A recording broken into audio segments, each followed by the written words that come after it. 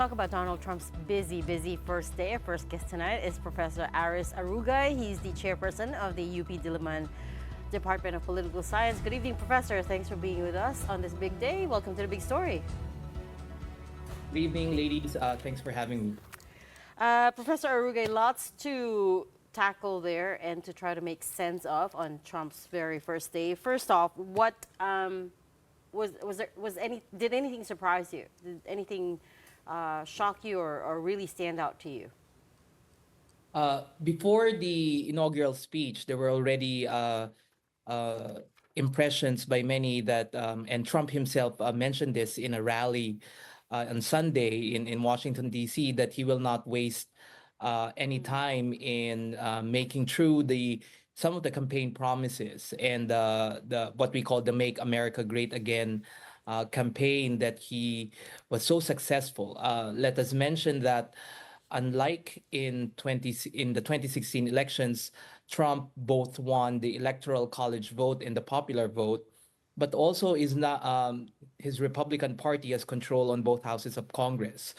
So this overwhelming mandate has made Trump a more confident U.S. president, and therefore his ability to make good on his promises is something that he, I think, hinted us with the number of executive orders, and some of those, of course, uh, seek to undo the orders that executive orders that Biden passed that sought to undo what Trump did. So, in a way, Trump is just rectifying some of what the Biden administration was tried to do in some of his executive orders during his first term. You're right. None of that came as a big surprise, but let's tackle some of the bigger issues like immigration, for instance.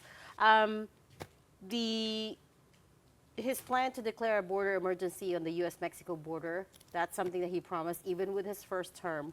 But what about the plan to end birthright citizenship, whereby anyone who was born on U.S. soil is granted an American citizenship, for instance? What do you think the far-reaching implications of that might be? Right. I think that's the what Trump did in his executive orders yesterday were all controversial, but I think that's the most controversial because it strikes at the heart of what makes America a different country in terms of its citizenship requirements compared to other countries. And birthright citizenship is part of American identity as a nation. And insofar as a presidential executive order can violate this constitutional provision, then uh, many of American institutions, including the Supreme Court and even Congress, might be activated in order to settle what could be a dispute in constitutional provision vis-a-vis what Trump wanted to do in order to for him to this is a continuation of the crackdown on illegal immigrants and undocumented immigrants by not allowing their children to be afforded American citizenship. Well, that whole argument came about, right? I mean, leading up to the elections, immigration was one of the hot topics, one of the campaign promises of Trump that really resonated with the electorate. Now that it's here and it's day one, of course, he's going to make a big show of it. It's like us here talking about 20 peso rice, so we have to keep mentioning it and going back to that promise. But do you think anything will really come out of it? Like you said, this is changing the Constitution. He's Right. bound to go up against stiff legal challenges. Yes, and what we've seen under the first Trump presidency is that he tried to do a lot of things in a fast and loose manner, and in a way, certain American institutions and democratic constraints and guardrails are the ones that are preventing him from doing so. Even his own party mates, in fact, have expressed reservations on some of the more radical and right wing policies that he wants to do. So we'll have to see to what extent the Republican Party will be very supportive because at the end, Trump will only serve for 4 years. That's it. He cannot be reelected. He cannot run for president again.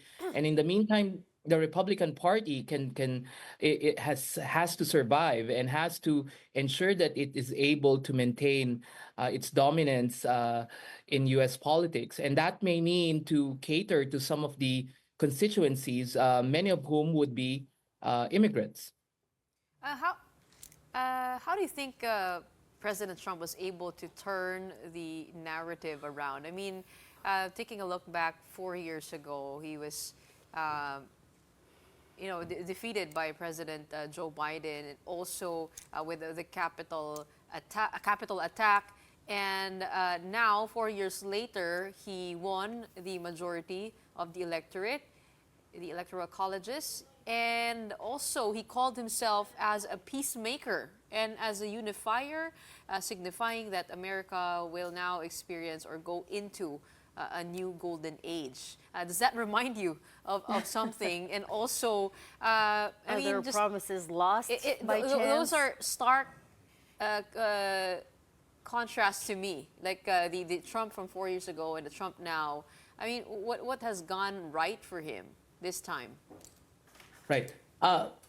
When Trump lost in the 2020 elections, of course, he now has the opportunity to revise that. And he, in fact, one of his first pronouncements after being sworn in is that he still believed that he was cheated in the 2020 election. So let's expect that that discourse will be salient under a Trump 2.0. But assuming and not assuming, it's a fact that he lost the elections in 2020. Trump is entering an America that has become more polarized than he was first president. All opinion polling on the American public has shown that there's a great divide on those who believe of a more liberal, oriented America and a more right-wing conservative America. And therefore, these two versions of the United States is what really splits the country into two hostile camps. And why Trump might say that I'm going to make America again great again, and I'm going to try to unify, it might be harder than he thinks, because despite having this mandate, despite having a majority control of both houses of Congress, let us also remember that there's still a lot of Americans who did not vote for Trump. And therefore, there's still a lot of Americans who doesn't believe in some of his vision, of some of the things that he wants to accomplish. And therefore, all these promises that he's trying to say that he will fulfill must be reconciled with realities on the ground. And more often than not, presidents who promise too much end up not fulfilling them at all, and that might cause eventual voters' Well, it remorse. does seem that we swung to the other side of the pendulum here, from a very liberal standpoint to a very conservative standpoint. President Trump, I mean, again, revoking 78 of Joe Biden's policies. But the whole world has its eyes on this, because we do know that America is a superpower. And do you think that this will, I mean, their withdrawal from the Paris Climate Agreement, their withdrawal from the World Health Organization, their, I guess, new energy policies, do you think those will affect the world order or our progress? And in what way do you think will the rest of the world be affected by those critical decisions? Right. U.S. disengagement in international relations and global affairs has historical precedent. There are many instances wherein the U.S. has tried to, backtrack on a lot of its global commitments. But as we always say, American and Trump has been complaining that it's giving too much money in the World Health Organization, it's giving a lot of money in the United Nations and all of this, and it doesn't seem to be getting its money's worth. But the thing is, whatever prosperity the U.S. is able to achieve, it is able to do so because it was able to keep its leadership in a lot of these global institutions. So Trump counting pennies like, oh, China is just contributing this amount. In WHO, we're contributing 5 times that amount. But what we're saying here is that U.S. leadership in global institutions is what makes the US not only a superpower but a global leader. And for a president like Trump who wants to be seen as a great leader, US disengagement in a lot of these institutions, I think, is quite contradictory because not only does it expose these institutions to vulnerability, but what will prevent countries like China and others from filling whatever gaps the US will leave behind because it is disengaging in a lot of these institutions. Okay. Same argument actually about immigration, which is that I mean, America is built on the backs of immigrants, right? And now they're putting an end to that policy of birthright citizenship. But as far as mass deportations go, for instance, we've heard both sides of the argument. What are your thoughts? Do you think that could be a reality, or is it all just a big talk? Right. You talked about legal challenges to these policies. There's also the fact that it's going to be time consuming and very expensive to try to roll out something like that. What do you think? Right, definitely. And in fact, uh, when this first floated, people were thinking that, oh, it seems like Trump and his supporters are losing their minds because just the logistical requirements of embarking on this crackdown will empty the coffers of the U.S. state. So while this idea might be far-fetched before, we see that Trump, and we've seen this during his first term, that he will try to make do on the promises that he has made. To the extent that it will be swift and it will be as systematic as he in his mind would like to think remains a question because we're going to talk about a lot of resources being deployed, human, financial, and even technical. We're talking about surveillance. We're talking about databases of people who are alleged to be undocumented immigrants. But I do think that Trump will try to portray that he is fulfilling his promise by showing us the perhaps some preliminary optics. But to what extent this can be sustainable rests upon, I think, the strength and robustness of American institutions who could legally and constitutionally challenge some of these policies that Trump will implement. Okay. Well, while a lot of people are really questioning what's going to happen onshore, a lot of people around the world, and I was following this all day, there were so much reactions in South America, in Asia, everywhere around the world, people are reacting to Trump and his policies. But I wanted to get your thoughts on how Trump 2.0 would impact geopolitics around the world. As early as now, he's already claimed that the Gaza ceasefire was started by him, or he had some part in it. When it comes to China, he also had very, very strong words. We're expecting China hawks to form policy with that. But then we also have that phone call between him and Xi Jinping just before the inauguration. So where do you think Trump will take us in his second term? Right. Astutely, we didn't hear Trump mention China in his inaugural speech. However, I do think that we need to wait for the other words that will come out of Trump, as well as because clearly the indication is that the people he has appointed in critical foreign affairs portfolios have a significant anti-China stance. And given that Trump indeed wants to always come out on top, wants always to win, and therefore he will have to engage possible competitors of China on a one-on-one basis. This is a marked contrast with the approach of the Biden administration, who saw that in order to deal with China as a peer competitor, it must rally like-minded states, form a front against China. But on the other hand, Trump wants to deal with China on a one-on-one basis. And doesn't really pay much attention to what contributions allies like the Philippines or Japan could make.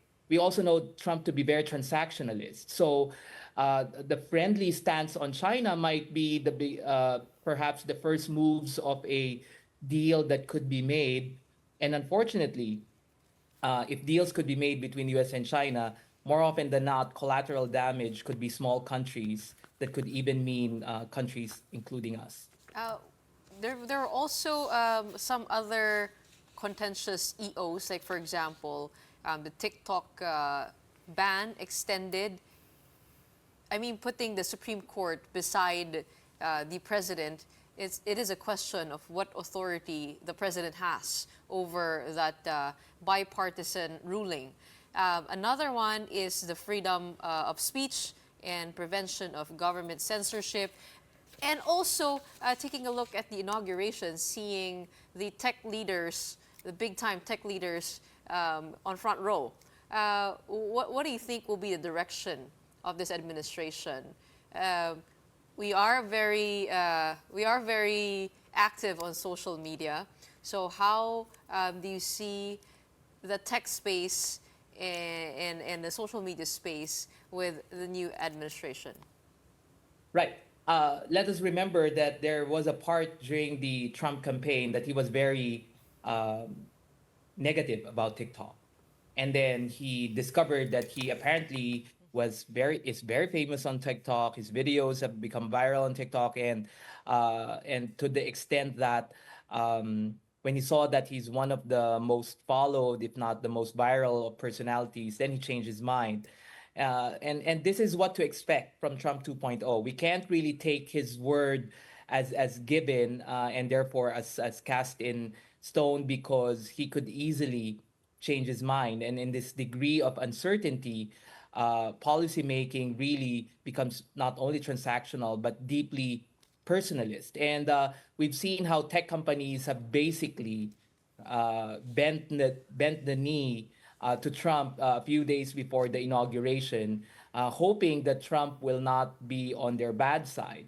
But it also goes to show that perhaps under Trump, instead of being more accountable or answerable for the response and being responsible to some of the negative impacts of tech companies, perhaps at least in the United States. We're not talking about how the tech companies behave in other countries, but perhaps in the United States, these tech companies being cozy might give them more impunity in terms of being responsible owners of social media platforms. Wait, I want to come back to your previous answer. You said on geopolitics that smaller countries like the Philippines could become collateral damage if Trump decides to do a deal of some sort with China on a one-to-one basis. That's one side of it. The other side of it, obviously, he stacked his cabinet with China hawks. Case in point, Marco Rubio, Pete Hegseth, and Tulsi Gabbard. How do you think he's going to reconcile that? And flesh out that thought for me, collateral damage, smaller countries being collateral damage. Right. This is the big difference between his approach with Biden, is that Biden, under the Biden administration and at least Democrat foreign policy, somehow pays respect and at least recognizes the agency of middle and small powers. They just don't consider them as tools of foreign policy all the time. For Trump, that he respects power and strength. So if you're a small country that can't really make a dent on foreign policy, for Trump, you're not really something to be taken seriously. If you're not that important to him, if you're not that valuable to him financially or monetarily, then you're just one of the pawns. So the worst case scenario for countries like the Philippines is that if the US and China could make deals, of which foreign policy and geopolitics is one of the cards that are being dealt with in these deals. And if that will and if part of the deal is that the U.S. will say, okay, we won't support countries like the U.S. who are like the Philippines who are standing up to you, and we'll turn a blind eye, then that will undo the years of which the U.S. have given us their ironclad commitment to the alliance and such. Things of like that could also happen with other U.S. allies like South Korea, Japan, and other states in the Indo-Pacific. But Professor, we were already through this before. Before Trump 1.0, we were already thinking what's going to happen, to the ironclad commitments and all of that. But suffice it to say, nothing much happened, not much boat rocking happened. And so going into Trump 2.0, can we sit back on our laurels a little bit more relaxed and say, can we expect that same thing? Or can we also should we watch out for in case it goes the complete opposite direction? And also to add to that context, a lot of the pundits like to point out that it was actually under Trump 1.0 when the term free and open Indo-Pacific was coined, right? So therefore, can we expect the same level of engagement this time around? Maybe, he won't forget Yeah. us after all. Maybe there will be Right. continuity. Right. Definitely, I think countries like us and the Philippines is now more prepared because we're dealing with something that we've already encountered. There was a Trump 1.0, and therefore, I also do think that the Biden administration has laid out certain things that it would be very hard for the Trump administration to undo. Some of the commitments that have been made will likely continue regardless of what Trump does. On the other hand, we also know that Trump's cabinet, Trump 1.0, Trump's cabinet, there's a lot of it was a revolving door. There were a lot of officials being replaced left and right. Some of those officials have become really antagonistic and negative towards Trump, campaigned against Trump in the last US elections. So what I'm saying is that there's still that degree of uncertainty. Having said this, I do think that the Philippine government, and particularly over the past few years, what the Marcos Jr. administration is able to do is to prepare for those contingencies. That if the scenario is that there will be U.S. disengagement, it might not be immediate, it might be gradual. Uh, what's our plan B? What are our contingency options? Who do we approach in order to somehow be able to still accomplish some of our strategic goals and be for us to be able to protect our interests? So in that sense, I think we're not going to be totally shocked. We could be prepared, and some of these countries, I think, are also preparing for that possibility that Trump will not really pay attention to Asia and to the Indo-Pacific. Uh, that's the one of the worst case scenarios. But indeed, Trump becomes more interventionist, then there could be a lot of options to us. We also don't want a very interventionist United States in the region so much so that it commands countries like the Philippines to do whatever the US wants or face the consequences. We also don't want that because at the end, we want US help, but we don't want, because we've been there historically, we don't want to be a satellite or a neo colony of the United States again. Well, the Secretary of State already said, Marco Rubio said that China should stop messing around with the Philippines and Taiwan. Maybe that will kind of help put us always in the conversation. But another thing that surprised me today was President Biden's last actions before he left the office. He issued preemptive pardons for family members, for Trump critics, members who served the committee investigating the attack on the Capitol. First of all, meron palang preemptive pardon. Pangungunahan mo na, no? Before any investigation ensues. Of course, the pardon is for acts committed prior to the granting of that preemptive pardon. But it also begs the question of how this could set a precedent. This is unprecedented in U.S. history, the granting of that preemptive pardon. But you also ask how this could be used by future presidents, by President Trump, to grant possibly a self-pardon or a protection for his allies. So what are your thoughts on that? Right. For me, it really reveals how deeply polarized and perniciously divided the United States is, to the extent that an outgoing president will come out with this contingent pardons just in case the Trump administration goes on political reprisal mode on certain entities that have helped the Biden administration, or at least were able to protect the interest of the Biden administration and the Democrat Party. We cannot totally preclude the idea that Trump will copy this, and just in case the Democrats are able to regain power. But sad to say, these actions does not bode well to the